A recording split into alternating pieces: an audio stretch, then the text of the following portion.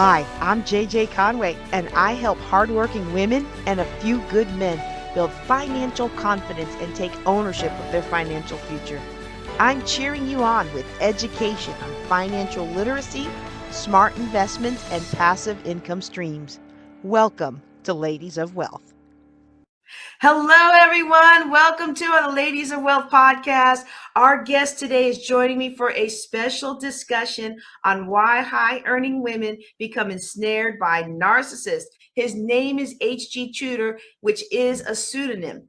He is a diagnosed narcissistic psychopath. While he shares bits of his private and professional life with his adoring fans, he is most famous for his YouTube channels, which are Knowing the Narcissist and Narcissism and Psychopathy, as well as his very robust blog at narcsite.com. Through these and other social media channels, he explains to people the mindset of him and his kind, how they look at the world, how they deal with people, see people, and he expounds greatly on how a narcissist perceives his or her victim, how they see the victims to be, what they look for, why the victims are drawn to the narcissist, and what they can do about those circumstances, what the victims can do to get away from the narcissist and stay away in order to achieve freedom. HG, welcome. Is there anything you would like to add to that intro? Hello, JJ. Thank you very much for inviting me on today. No, that was a comprehensive and effusive introduction. You covered all bases, so there's nothing else for me to add there. Thank you. Well, let me thank you for the honor of interviewing for my audience today. So specifically, I want to dig into why high-powered women become ensnared by narcissists. Everybody becomes ensnared by narcissists, but I'm really looking for this to focus on this particular group. And I want to educate our audience on your basics, such as the prime aims and fuel matrix, and what steps they can take to protect themselves from falling into a relationship with the narcissist, or if they already are in one, how to get out and stay out. So with that baseline set, my first question for you is, why do you do what you do? Do you mean in terms of why do I do in educating people about narcissism, or why do I do what I do in terms of ensnaring people? Well, you know what? That's actually all of the above, but let's start. I meant, and I needed to be more clear, I meant, why do you educate people about narcissism? Okay. Something which will be a recurring theme in what we talk about, JJ, is the concept of the prime aims. And it's fundamental for people, if they want to understand about narcissists and narcissism, that they understand what the prime aims are. And then that will enable me to explain why I do what I do. The prime aims are four things: control, fuel, character traits, and residual benefits. So control means that the narcissist is able to control a person or nullify a perceived threat to control. There's lots of different ways that the narcissist will do that through manipulations. Fuel is the lifeblood of the narcissist. So you asking me a question and speaking about me in that effusive introduction gives me fuel. It validates me. And fuel, again, can come in lots of different forms. I write about it in my book, Fuel. But that is something that the narcissist seeks. Character trait acquisition is basically taking aspects of somebody else's life, personality, characteristics, and commandeering them for their own use, which is particularly applicable when we're going to be talking about high-powered women. Fourthly, residual benefits. This is a catch-all. So residual benefits might mean, and one of the most common is money. It might mean access to networks. It might mean a facade that's used. It might mean access to information. It might mean a bed for the night. It might be great sex. All of those things are residual benefits. So whenever a narcissist is interacting with another human being or contemplating that interaction, the prime aims drive the behavior. Nothing else. The prime aims do it. The prime aims is the destination. So the narcissist always needs to have control, usually needs to get fuel, sometimes need character traits and residual benefits. So how does that apply to what I do in educating people? Well, first of all, by providing people with brilliant information about narcissism, that allows me to control an audience, whether they're on YouTube, reading my blog, whether it's in consultation with them. Their reactions provide me with fuel. I don't actually need that from my audience because I get plenty of fuel in my private life, but I won't turn it down. It's certainly there to be obtained as a bonus, if you will. Then thirdly, the other aspect of it is the residual benefit, which is the fact that I am creating a legacy. And this links back to the issue of control.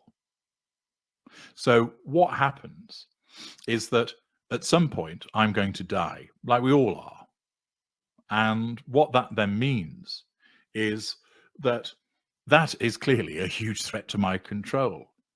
So by knowing that I have this legacy at the point that I shuffle off this mortal coil, which will be at some future point, then what will happen is that that negates that threat to control. Similarly, there's a lot of misinformation about narcissism. And in those circumstances, that is a threat to my control because the information is incorrect. Which is one of the reasons I wanted to invite you here. Your Yeah. work is very clear, and it excels in that clarity that others just do not provide. So we were talking about the prime aims, how they're at the heart of everything that a narcissist does. The work that I do through the creation of the videos and the books that I write and the blog articles that I write enables me to assert control over an audience. It's also the case that there is a lot of misinformation and gaps about narcissism, which offends my need for control because it's wrong and inaccurate. And therefore, by providing the right information, I also nullify those threats to control. People's responses to my work, whether it's writing to me and saying, HG, I was going to take my own life, but you unraveled things for me, so I didn't do that. Or HG, you helped me with my child custody dispute with the narcissist. I think you're wonderful. Whatever it might be, that provides me with fuel. Now, I don't need that fuel because I'm well fueled in my personal life, but I'll still take it. It also means that I'm creating a legacy, which has a residual benefit because, yes, I make money from what I do, but also this links back to the concept of control, because at some point, like we all are, I'm going to die. And that's a long way off. But at the point that I'm approaching death, that is naturally a huge threat to my control. And so by knowing that I have a legacy that will live on after I die, through my books, through my videos, through what I've written, then that will negate that threat to control. So the ultimate threat to control becomes negated by me through the creation of this legacy. I also find this stimulating. As a psychopath, I need stimulation. So the interaction with people, explaining the way that I see the world, the way that my kind see the world, people's reactions to it, the discussions about it, provides me also with stimulation. So me doing this caters to the fundamental things that I require as a narcissistic psychopath. It basically gives me part of what I need. I have to find myself remembering that, because as I go and work through your extensive blog, congratulations, by the way, on 10 years of your blog. Thank you. But as I work through your blog and some of the videos and the writings, I have to keep reminding myself he's only doing this because it suits him. He's not Correct. doing this for some altruistic good, save the world, save the children, which, as someone who can be quite emotional about things, that's something where I might embark on such an extensive work to just do good. And so it's very,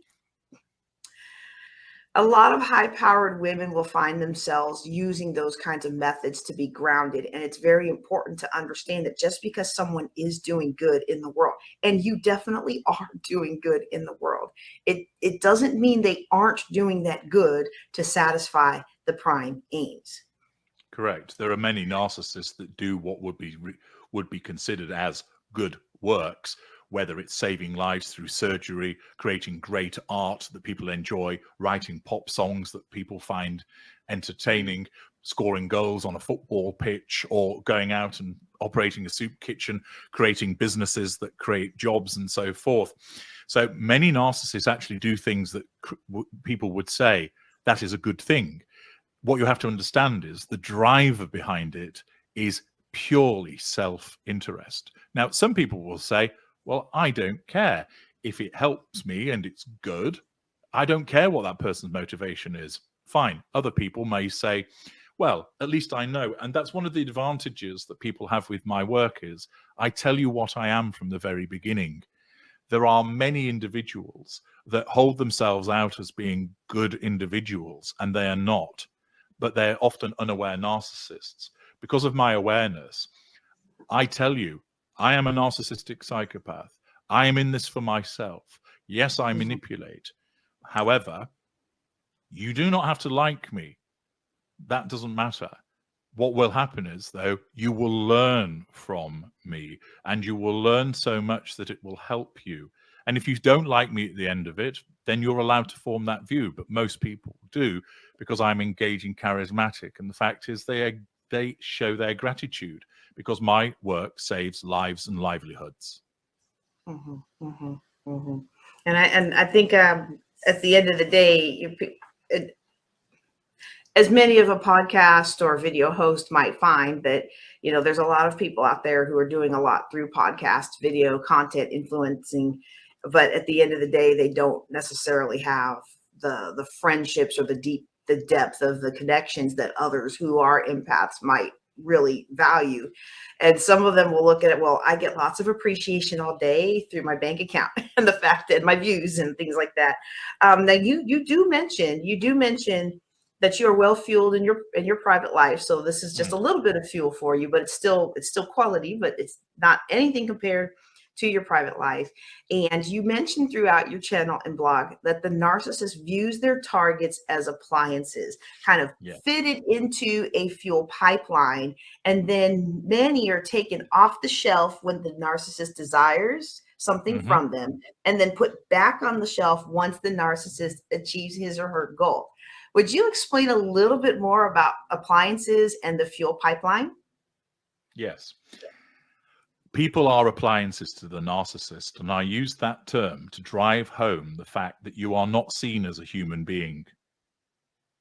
You are there to serve the purposes of the narcissist. You are there to be controlled. You are there to provide fuel, character traits, and residual benefits. We only like you because of what you do for us. We only give the appearance of loving you because of what you do for us. We're nasty to you because you're failing to do what we need.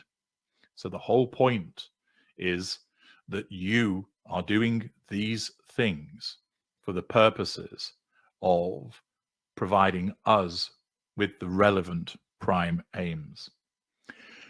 You are, and I've used this analogy many times before, you're like a toaster.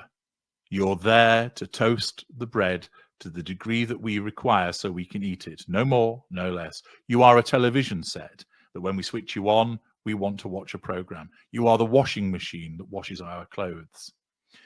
And that's because we objectify you. That's why we're able to walk away from you so readily. You don't form an emotional attachment to your toaster. So by regarding you or anybody else as an appliance, that allows the narcissist to treat you in a particular way, whereby we just, as you've mentioned, take you off the shelf where you're a shelf appliance, interact with you, and then pop you back on the shelf, and then we don't think about you for a period of time.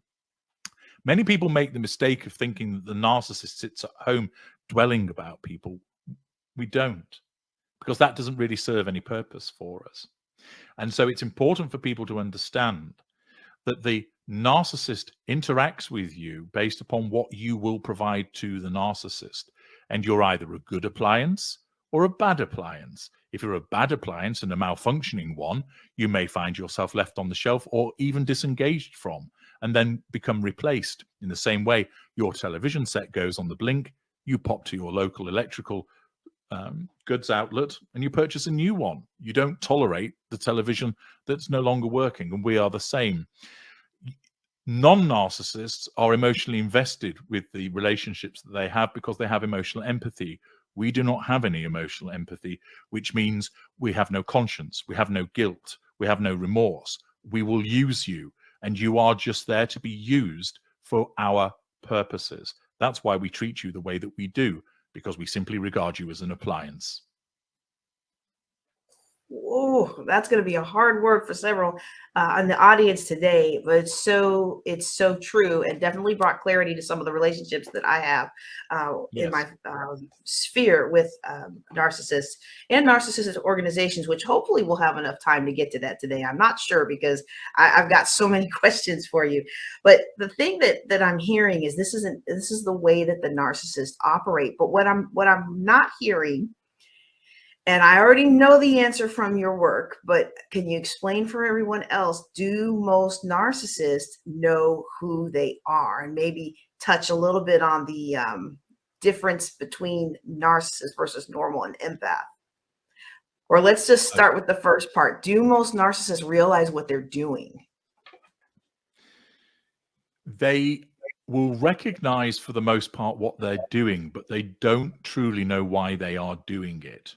Most narcissists are unaware. Many people make the mistake of thinking the narcissist knows precisely what they're doing. Most narcissists don't actually. You see, the narcissist has to get to the prime aims. That's the destination. Most narcissists don't know that they're seeking control and fuel and the other things that I've mentioned. So what happens is, the narcissism can't say to the narcissist in the head, hey, narcissist, you need to control this person and get fuel out of them, because that wouldn't make any sense to them. So what the narcissism needs to do is either use the truth of what everybody else sees, or create a fabrication to motivate the narcissist to go after the prime aims. So I'll give you a quick example. A narcissist and his girlfriend walk into a bar. I know it sounds like a joke, but it's not. They go into a bar and she says to him, I will go and get the beers. At this point, there is no problem. Why? Because she's doing something for him. She's showing she's under control and she's giving him some fuel. All's good. We now move into the next moment, because it's important to understand that the narcissist operates in the moment, in the moment, in the moment, in the moment. She goes to the bar, and then the narcissist sees that she's talking to another man. Now we have a problem. Why? Because she's not focused on doing the thing for the narcissist. She's talking to another man. That threatens the narcissist's need for control. So the narcissism needs to make the narcissist get that control. So what it might cause the narcissist to do is this: believe that she's flirting with this man. Now, she actually isn't. It's a colleague that she's bumped into and she's saying hello. However, that's no good for the narcissism if he just sits there and thinks, oh, I'll let her talk to a man. He needs to bring her back under control. So, one particular type of narcissist, his fury gets ignited by his narcissism. And he strides over there and then starts saying, what's going on here then? And she's going, what are you talking about? You're flirting with him. Now, when he says you're flirting with him, he honestly in that moment believes it, because the narcissism has acted like a distortion field to, in that moment, rewrite history to make the narcissist truly believe that she's flirting with this man, so that he then feels jealous of his girlfriend, so he intervenes to bring the control back to him. She wasn't flirting, but it goes through a distortion field. Now, he doesn't know that he's seeking control. He just thinks that his girlfriend is being flirtatious, and he thinks that he's setting her straight. He doesn't understand, as an unaware narcissist, that he's doing this to get control and to get fuel by way of the reaction. So most unaware, so he knows that he's accusing her of flirting, but he doesn't know that that is a revision of history. He knows that he's calling her behavior out, but he doesn't understand the real reason why he's doing it. And that's something that many people struggle to get their heads around in terms of why the narcissist is behaving. They think, oh, he knows what he's doing. He knows that he's making this up. No.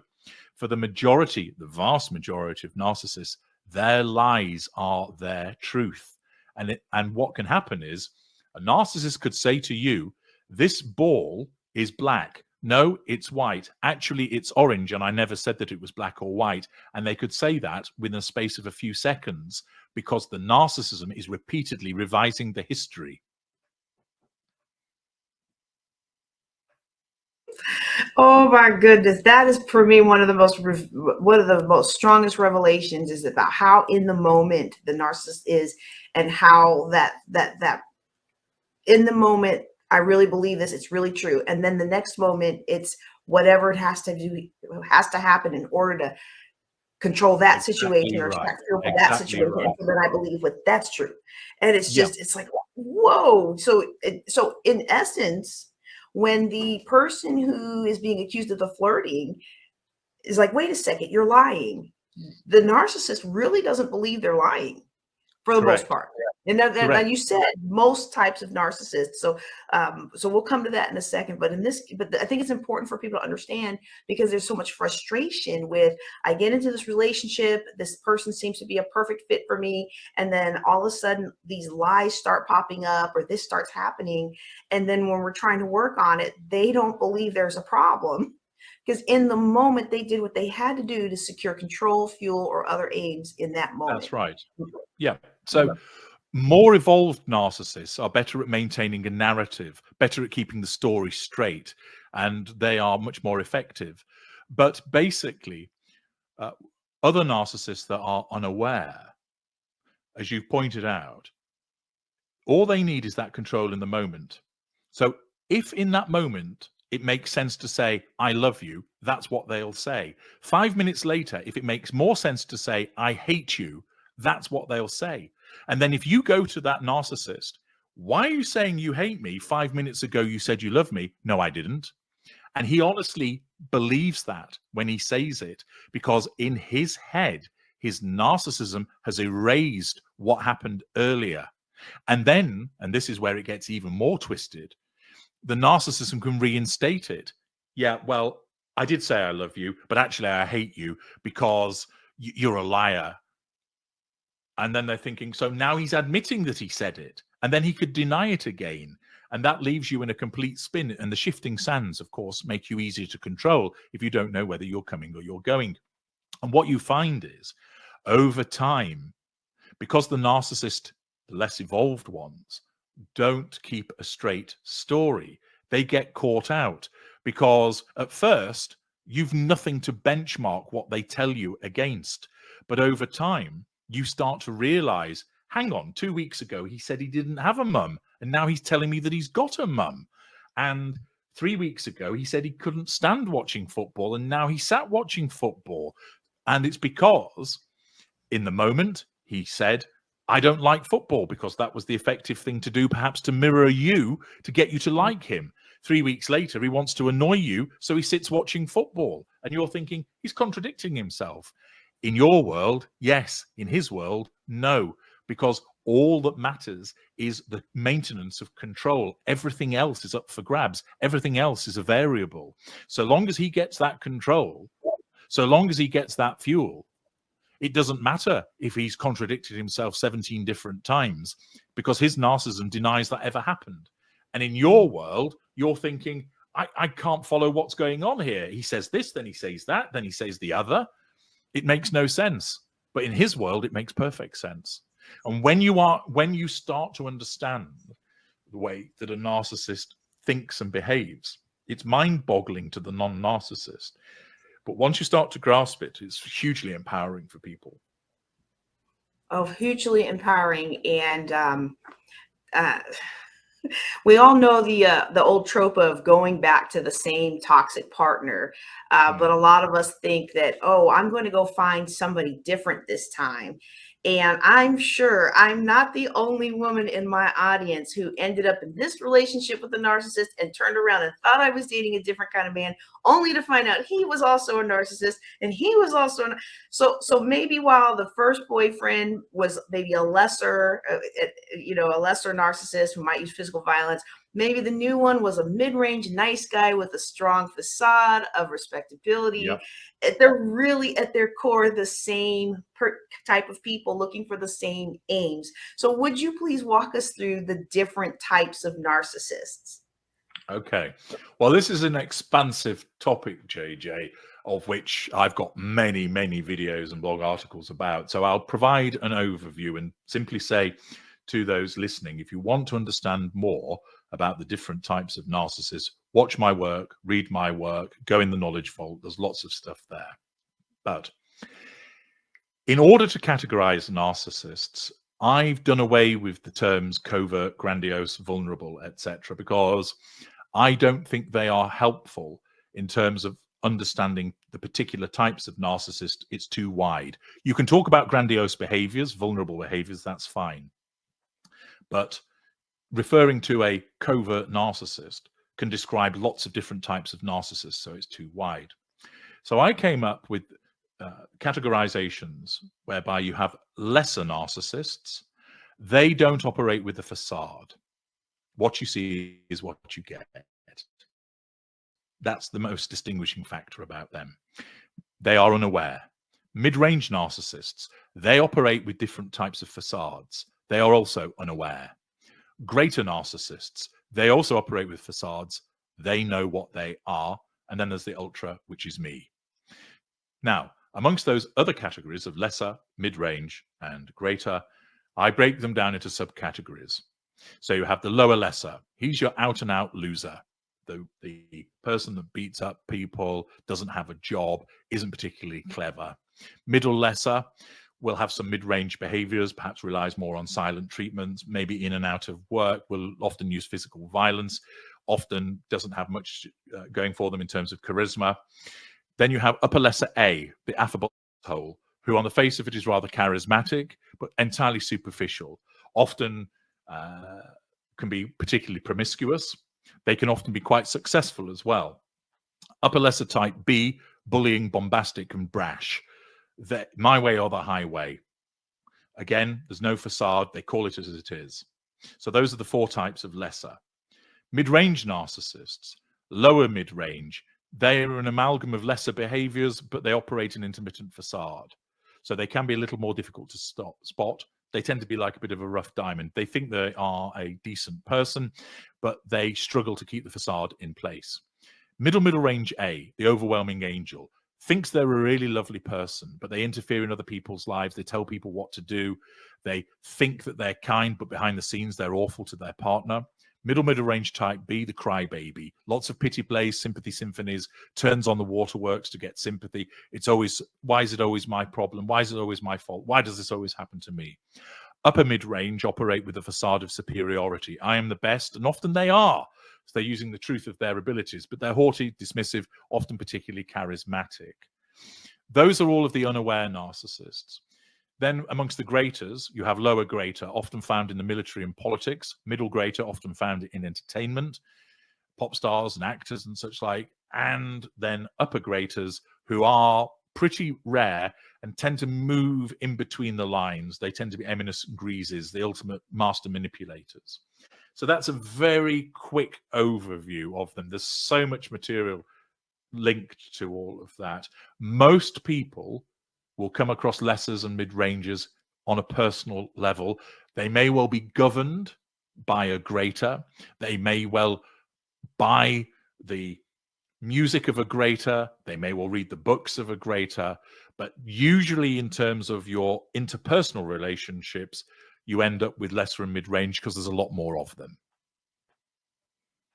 Well, this is definitely opening up some eyes. Just even your descriptions, it's just like the rest of your lexicon is so precise. I greatly appreciate it. Just the descriptions and being able to go find the videos and the work of your knowledge vault to match those descriptions and learn more about those different types of narcissist is going to help people break free. And I stumbled upon your work because someone posted about consulting with you and how they possessed several empathic traits. And I read the list and was like, what? That's me too. And I'm not really that in tune with other people's feelings. I can pick up on them, but most of the time I'm like, I do not take blame for your feelings. That's your problem. So I never would have thought that I would be considered an empath, but I was intrigued. And so I bought your empath director and was shocked to see that my propensity for second chances, fighting for justice, seeking truth, all make me a juicy target for narcissists. And so would you share with our audience how some of these traits, which are shared across many of the high earning and high powered women that I know, some of these traits that they might actually love about themselves could be making them a target? Okay. So let's take a high powered female empath. So what do we mean by high powered? Well, one should imagine somebody that is successful in their career or their field, possibly somebody who earns very good money. They may well be famous, prominent. They might be the CEO of a business. They might have founded a business. So that type of individual. So we understand what we mean by a high-powered individual. High up within an organization, political organization, an academic organization. Why would a narcissist be attracted to that person? Well, first of all, because they're an empath, that signals to the narcissist that that person is easier than non-narcissists to ensnare. Why? Because empathic people have an addiction to narcissists. That means that it's a symbiotic relationship whereby the empathic individual is drawn to the narcissist and the narcissist is drawn to the empath, because the empath is easier to ensnare compared to other people and easier to keep ensnared. So that's why the narcissist is drawn to that person, because of the fact of them being an empath. But the story doesn't end there. That appertains to the issue of control. So the narcissist who would target that individual, let's say romantically, wants a target that is not only easy to control, which makes life easier for the narcissist, but they want somebody that will fountain with fuel and has lots of character traits and residual benefits. They want the whole package to make them what I call the intimate partner primary source, who is the most important person in the narcissist fuel matrix.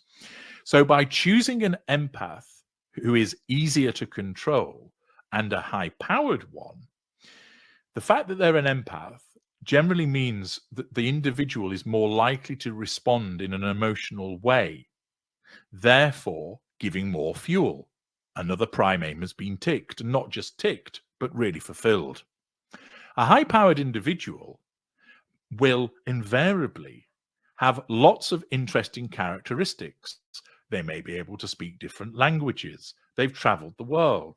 They perhaps have been to university and they know a lot about a particular subject. They might know a lot about quantum mechanics or such like. That fact that they have all of these different characteristics to their personality proves attractive to the narcissist, because the narcissist can use that target's traits to pass them off as their own, to make the narcissist look good vis-a-vis third parties, making it easier to control those third parties. So let's take a male narcissist who ensnares a high-powered female empath, and she's traveled the world. So when she's been to Rome, all her experiences of Rome, the narcissist steals for himself and passes it off as if he's been to Rome. Her prestige and knowledge about a particular subject, the narcissist will pass it off.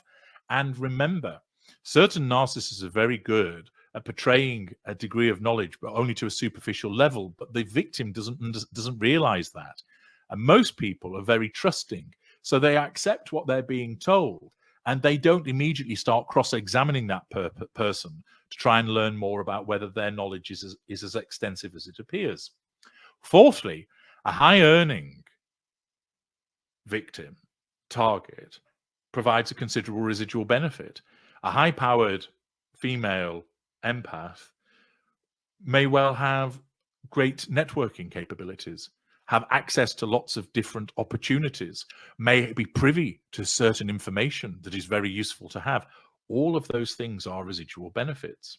Similarly, that high-powered individual may well help the narcissist with a facade of success. Look at me. My girlfriend is the CEO of ABC Incorporated. It makes him look good. Hey, if I'm able to have a girlfriend who's this high-powered individual, that must tell you that I'm a brilliant individual to have her as my girlfriend in the first place. So a high-powered target. Now, let's not lose sight of the fact that narcissists target people from all different walks of life for lots of different reasons. And if time allowed, I could go into all of those, but we won't today because the focus is on high-powered individuals. So the high-powered individual proves attractive to the narcissist by virtue of being an empathic individual that's easy to control, one that fountains with fuel, has lots of character traits, and has lots of residual benefits. So that's why they're such a target. Now, the other question then becomes, well, surely some kick CEO or professor of chemistry or some individual who has grafted and built up her business from scratch and now has turned it into a multi-million-dollar turning over operation. Surely they're going to be a bit long in the tooth and a bit, they've built up a hide and they spot this chancer and narcissist coming along. Surely as a hugely intelligent woman with a brain the size of Canada, she'll be able to recognize that this narcissist comes along. No. I have advised CEOs, NASA scientists, professors at Ivy League universities, and so forth, both male and female, who've been caught by narcissists. Why do they get caught? Two main reasons. One, they don't know what to look for. And two, they experience something that's called emotional thinking.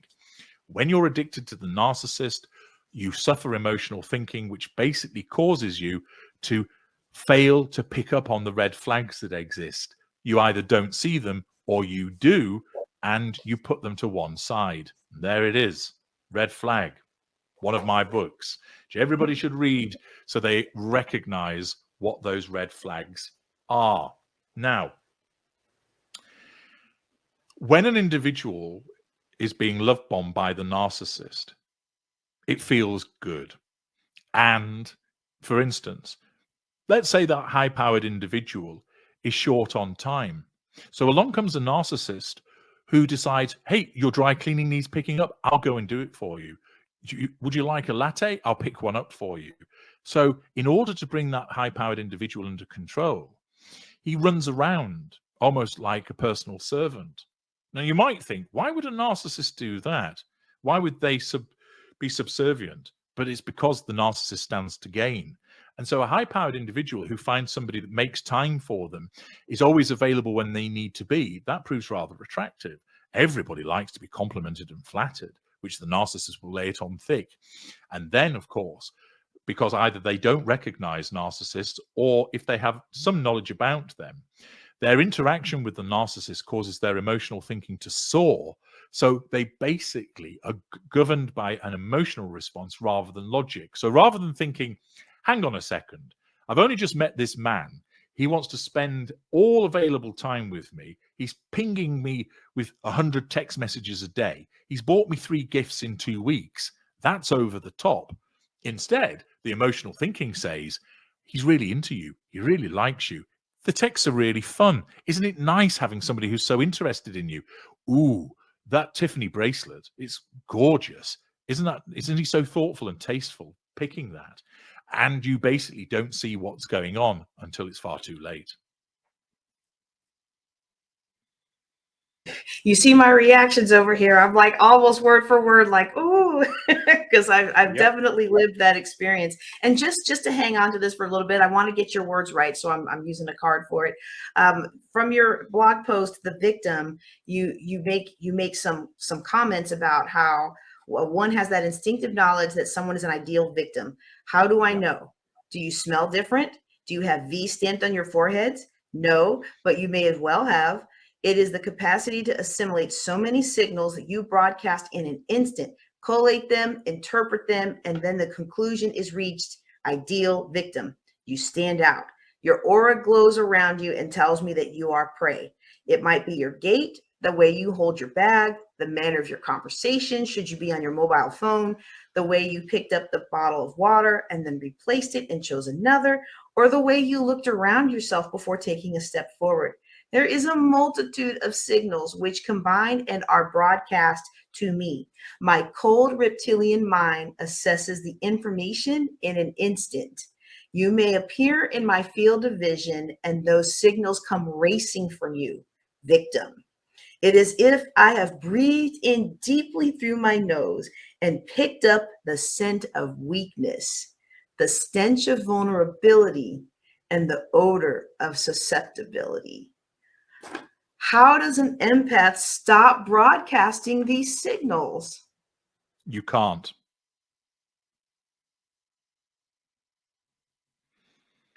Well, that was a quick answer I didn't want to hear. So they can't stop. It's just who they are. You can't change what you are.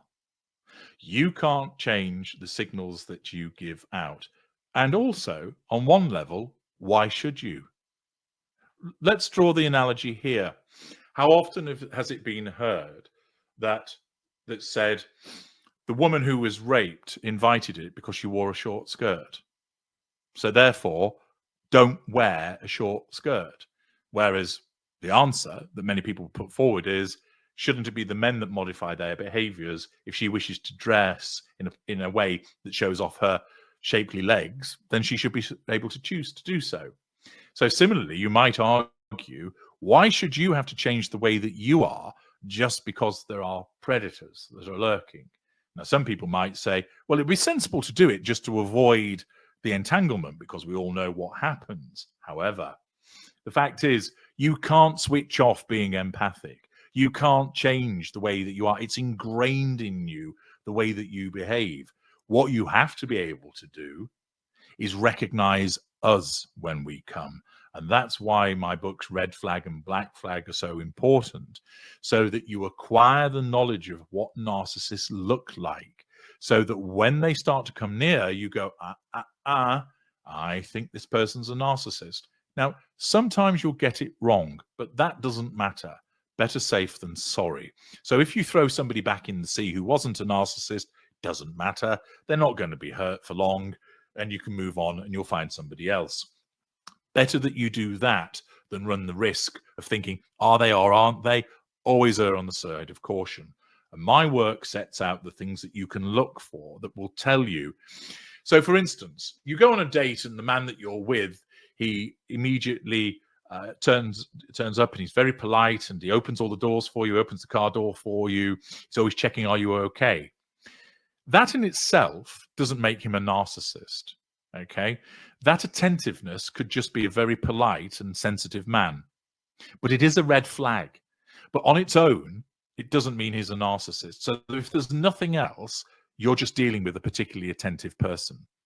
But if we get lots of different red flags in the interactions, then you're more than likely dealing with a narcissist. So you need to back away. So for instance, if you're on a date with somebody and they're particularly attentive and they're always complimenting you, and some of the compliments don't really land right, you think, yeah, I'm not bad looking, but I'm not stunning. And this guy's going on as if I'm an absolute model. Okay. And then he's slagging off his ex. Why are we talking so much about his ex? And he talks about his difficult relationship with his parents. I didn't really ask him about that. And he's already talking about the next time that we meet, but I've only been talking to him for half an hour. The red flags are starting to mount up with that individual, and you may well be dealing with a narcissist. And that's just some examples of things that would be signaling that you potentially could be dealing with a narcissist. The problem is, first of all, most people aren't educated about narcissists. You're not taught it in school. Your mum and dad don't tell you about it, so you don't know about it. Secondly, much of the behavior of the narcissist has become normalized in society. Why? Because we invariably control things by virtue of getting into certain positions of power and influence that normalize our behavior. A big example of that is the concept of love. So, pop songs, rock songs, novels, films, television, Hallmark cards, all have an idealized romantic version of love. I would crawl across hot coals to be with you. I would ride a camel. I would fly in a hot air balloon. I would commandeer a 747 just so long as I could get back to you and taste the sweetness of your kiss. That's not normal. But people think, oh, isn't that romantic? Isn't that wonderful that he would do all of that for me? That's a narcissist speaking. So when the narcissist talks about, I can't stand to be without you, my life is at an end, it feels like an icy dagger has been driven into my heart, I haven't slept in days because of the fact that you're away from me. All of that is a narcissist talking, and it makes people think that standing in the rain reciting poetry is the right way to go about it. Now, there's nothing wrong with little flashes and glimpses of romantic love, but all of the overboard stuff is driven by narcissists, because that's what narcissists think love is like. And I've come to learn that love is about respect and patience and understanding and being giving of your time and listening and being compassionate. The only trouble with all of those things, they're not very exciting. They're really good for the foundation of a healthy relationship. But if a guy comes along to you and he brings a dozen red roses and say, I've got his reservations in this very swanky restaurant that I'd like to take you to, you go, oh, wow, gosh, that's great. That's exciting. And he compliments you, and then he takes you back and you have some excellent hanky-panky. And you think, oh, wow, this is all really good. Whereas if he turned up and he said, yeah, I'm actually, he demonstrates he's a really good listener, and he shows compassion for a little dog in the street and all of these things. It's all very nice, but it's not sweep you off your feet exciting. And unfortunately for people, they have become normalized to expecting the swept off your feet treatment in a relationship. And that plays right into our hands, because guess who does that? We do. And then non-narcissists emulate that behavior, meaning it becomes harder to pick us out, because everybody's about the romance rather than doing the actual solid groundwork in a relationship. And one of the biggest ways to out a narcissist is to take your time with the relationship. Not go on an immediate second date. Wait a week or so. Don't be responding to the text messages straight away. Yes, the addiction will be screaming at you. Reply, because it wants you to feed the addiction by interacting with the narcissist. But if you hold off, you will suddenly either find the narcissist disappears because you're viewed as too difficult to control, so they go and chase down another option, because the narcissist will have plenty of hooks in the water. You're not the only one at the beginning. Or you suddenly get a snippy response from the narcissist. Why aren't you replying to my messages? Where are you? Whoa, hang on a minute. We've only been on 2 dates. You're not my keeper. So they'll out themselves. So slowing things down and using patience, but it is hard for people to do, because when they meet this person who is exciting and their own addiction lights up, they want to get more of them because it's fun and it's exciting and it's interesting being around them. And also they don't want to lose that person. So they want to respond to the messages straight away. But you've got to exercise that restraint, because if it's a healthy person, they won't react to that. They'll wait.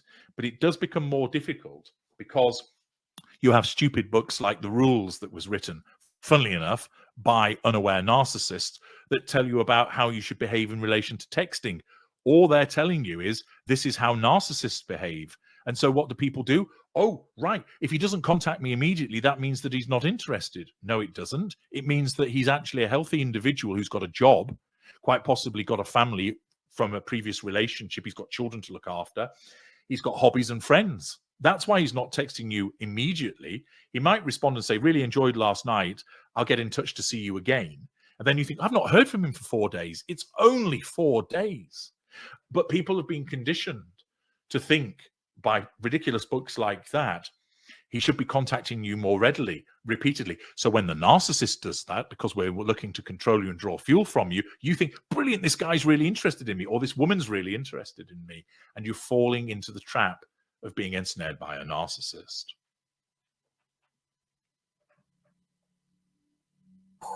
Yep, I think your interview today, the points that you brought out, are really going to help a lot of people identify the narcissists in their lives. And then the work that you have, which I have like 5 more questions, including one about your favorite author, but we are at the end of our time and I want to be respectful of your time. So if it suits you to answer them after our time is up, that's fine. If it doesn't, wait, I didn't say that right. If it suits you to answer them after our time is up, that would delight me. But if not, I completely understand. But before we go, there's so many resources you have, including one of the big concerns that I've seen from women, like, what about my children? And so you have resources on how narcissists are formed. You have resources on how to protect your child. I think one's called the child defender, and how to co-parent and those kinds of things. Would you let the audience know how to get a hold of you and how to access your very exquisite work? Certainly. There is massive amounts of free material. I've got thousands of videos on my YouTube channel, which is Knowing the Narcissist H.G. Tudor the Ultra, and a smaller channel called Narcissism and Psychopathy with H.G. Tudor, which JJ kindly referenced earlier on. I have a blog which has got hundreds of articles for you to read. That's Narcsite, spelled NARCSITE.com. Those articles link onto Facebook, Knowing the Narcissist page there. I'm on X under Knowing the Narcissist H.G. Tudor. There are all of those platforms. There are thousands of videos and hundreds of blog articles that you can watch and read for free. Also, seeing the links that exist on the videos and also on narcsite.com. You can use the narc detector to find out if somebody is a narcissist. You can use the empath detector to find out if you're an empath or not. You can book an audio consultation with me and join thousands of people who've spoken to me, and I help unravel what you're doing. And I have something called the Knowledge Vault, where there are over 200 Before products you get into the and knowledge services vault, in there. you blanked out on that last. Could you just say that last point again? Okay. Before you go into the knowledge vault, you had okay. Yep. So on narcsite.com, you can organize a narc detector to determine is somebody a narcissist or not, and the reasons why they are or are not a narcissist. You can do the empath detector to determine if you're an empath or not. You can also book an audio consultation with me and join the thousands of people that have spoken to me, so I can unravel the narcissist behavior to help you understand. I can help you with your no contact regime, and I can help you understand how you deal with the narcissist, get away from the narcissist, stay away from the narcissist, understand more about yourself and why you're vulnerable, how we can help you stay away from the narcissist moving forward, move on from them. And there are thousands of people, and you can see the testimonials with regard to those that have been helped. I also have the Knowledge Vault, which again you access through narcsite.com. That has over 200 products and services which tell you about how to stop the hoovers, how to co-parent with a narcissist, how to handle a parental narcissist, how to handle a narcissist at work, how to achieve zero impact, child defender, which JJ referenced. So there's lots of material in there. Have a look through, and it's all reasonably priced. Sometimes I run sales on the material as well. So you can either access the free material, book to speak to me, access the paid material. But what I will guarantee you this: if you do as I tell you and you utilize my work and follow what I tell you, you will succeed. Every single person that has followed what I've told them has achieved freedom, and you will too. Thank you so much, HG. On behalf of our audience of many types of hardworking women and a few good men, we appreciate you being on our Ladies of Wealth podcast and talking about this very important issue that affects the financial stability of many of our people who care about the world, but find themselves ensnared because they don't know the red flags. And today you have definitely helped a lot of people through this platform, and I truly appreciate you and your work and the quality of the detail with which you work. Thank you so much for being here today. Thank you very much for inviting me on. Pleasure to have spoken to you, JJ. And for everybody who's listening on Ladies of Wealth, if you would like to learn more about these concepts and my own personal recovery through this journey, I invite you to come to go to jjclink.com/break-free. This is something that I haven't talked about publicly before, and I'm not going to talk about it publicly just yet, but we are going to talk about it in the private class that you can register for at jjclink.com/break-free. And if you have broken free from narcissistic relationships, you can also pay it forward. There's an option there for you to pay it forward for somebody else to take the class. You know, we just released the book. Released the book, Recovering from Narcissistic Abuse, Volume 3, international bestseller. Really appreciated being part of that anthology and the growth and healing of the women in that. Those authors will help you grow as well. All right, HG, one more time, thank you so much for being with us today. Y'all need to get on out to HG's website at narcsite.com. You need to go to his YouTube channel. Now, look, I'm going to be honest with y'all. I'm so full of the whole Meghan Markle, whatever, because she ruined one of my favorite shows.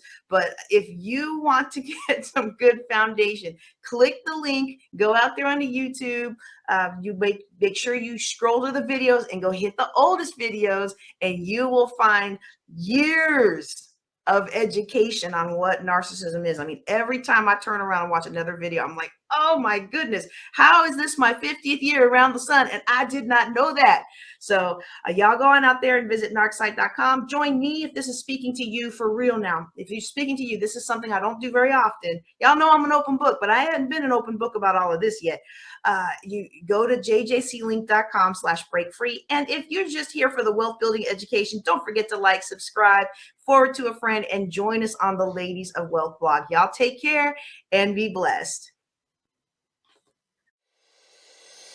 Don't forget to like this episode, subscribe to the channel, and ask your question at ladiesofwealth.com.